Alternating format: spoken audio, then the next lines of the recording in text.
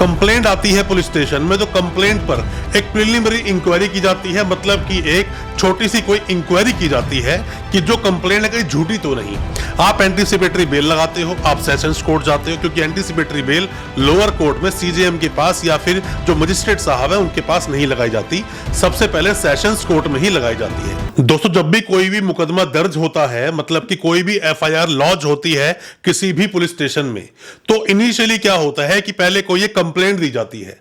Complaint आती है police station में तो कंप्लेंट पर एक प्रिलिमिनरी इंक्वायरी की जाती है, मतलब कि एक छोटी सी कोई इंक्वायरी की जाती है कि जो कंप्लेंट है कहीं झूठी तो नहीं। और उसके बाद अगर पुलिस को ऐसा लगता है कि नहीं ये घटना हुई है या फिर कोई अगर अपराध हुआ है, तो ऐसे में पुलिस एफआईआर दर्ज कर लेती है। एफआईआर दर्ज होने के बाद में उस व्यक्ति को अरेस्ट करने के लिए अगर मामला सीरियस नेचर का है तो ऐसे में पुलिस उस व्यक्ति को अरेस्ट करने की कोशिश भी करती है। अब दोस्तों, मामला क्या बनता है कि मान लीजिए कोई भी मुकदमा आप पर दर्ज हुआ, कोई भी मामला आप पर दर्ज हुआ, एफआईआर वो झूठी थी या फिर कोई भी ऐसी चीज जो आपको लगता है कि वो आपने अपराध नहीं किया था या आपके सगे संबंधी जानकार पर जो मामला हुआ उसने वो अपराध नहीं किया है।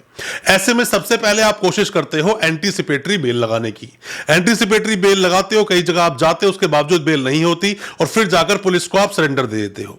जैसे ही पुलिस को आपने सरेंडर दिया, ऐसे में पुलिस दिखाती है कि पुलिस ने अपनी मशक्कत से ही आपको अरेस्ट किया है और फिर उसके बाद आपकी बेल जल्दी से नहीं होती।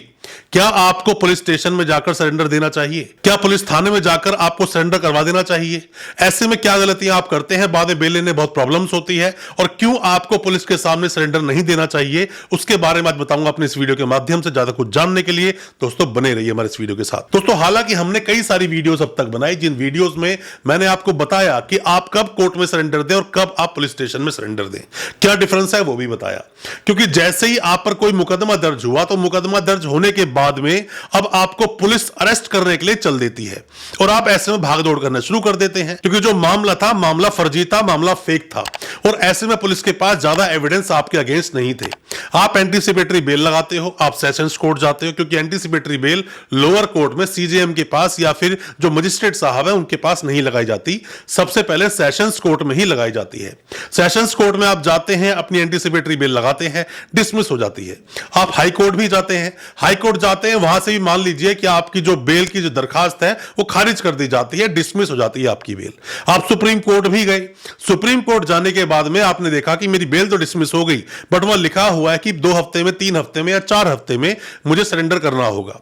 अब ऐसे में गलती क्या है कि आप खुद जाते हैं पुलिस के सामने और सरेंडर कर देते हैं, और कई सारे मामलों में आपने देखा होगा कि सरेंडर तो करते हैं पर उसके बावजूद भी पुलिस उसे अरेस्ट दिखा देती है।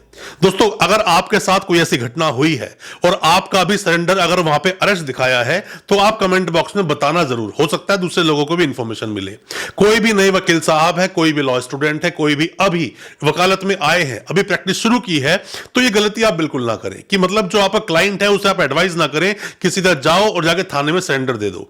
मैं सभी मामलों में नहीं बोलता, बट मैक्सिमम मामलों में ऐसा ही होता है कि पुलिस अरेस्ट दिखाती है, सामने वाले का सरेंडर नहीं दिखाती। और अगर आप सरेंडर करने जा भी रहे हो तो मेरा मानना है कि 2-4 अपने मोहल्ले पड़ोस के जो भी कोई रेप्यूटेड लोग हैं उन्हें अपने साथ ले जाओ, ताकि वो गवाह बन जाएं कि हां आपने ही सरेंडर किया है। मैंने कई बार देखा कि जो नए वकील साहब है जब एडवाइस करते हैं साथ जाते भी हैं, हालांकि पुलिस स्टेशन भी गए, उसके बावजूद भी अरेस्ट दिखाया जाता है उस व्यक्ति का। अगर आप सरेंडर देने जा रहे हैं तो आप अपने आसपास मोहल्ले पड़ोस के कोई भी रेप्यूटेड 2-4 लोग अपने साथ लेकर जाएं, ताकि बाद में मामला अरेस्ट का ना दिखाएं, क्योंकि आपको भगोड़ा करार दिखा देते हैं ये लोग कि आप भागे हुए थे, बड़ी मुश्किल से पुलिस ने अरेस्ट किया। बाद में आप जब बेल लगाओगे तो हवाला यही आएगा कि अगर इसको बेल पर छोड़ दिया गया, ये बंदा फिर से भाग जाएगा और कोर्ट की प्रोसीडिंग को अटेंड नहीं करेगा। ये सबसे बड़ी प्रॉब्लम है। आपको सरेंडर करना है तो सरेंडर हमेशा कीजिए कोर्ट में। कोर्ट में जाइए, सरेंडर कीजिए, आपके वकील साहब पूरी प्रोसीडिंग करवा देंगे। ये काम आप भी कर सकते हैं, ज्यादा इतना बड़ा कुछ काम नहीं होता, और ऐसे मामले में सरेंडर कम बेल लगाई जाती है। आप जैसे ही सरेंडर करेंगे कोर्ट में तो वहां पर आपके वकील साहब यहां पर एक आर्ग्यू करेंगे कि मेरा जो ये क्लाइंट है उसे बेल दी जानी चाहिए, तो सरेंडर कम बेल का भी प्रोविजन आपके पास है। और ऐसे में जज साहब एक नोटिस करते हैं, बुलाते हैं पुलिस को वहां पर और पूछते हैं कि पूरा मामला क्या है। पूरे मामले के बारे में पता चलता है, हो सकता है कि आपको 2-4 दिन के रिमांड पर भी भेज दिया जाए, पुलिस वहां पूछताछ करेगी।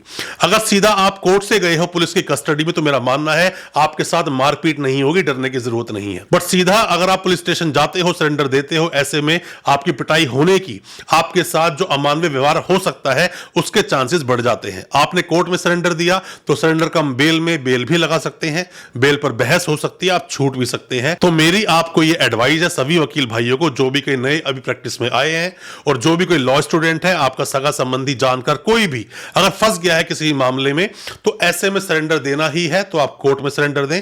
प्रॉब्लम नहीं होगी, समस्या नहीं होगी, प्रॉब्लम्स नहीं होगी। कोई भी सवाल आपके दिल में है, कुछ भी आप पूछना चाहते हैं, कमेंट बॉक्स में सवाल पूछें या फिर ऑनलाइन कंसल्टेंसी भी आप ले सकते हैं, उसमें हो सकता है हम आपकी कोई एडवाइस कर सके।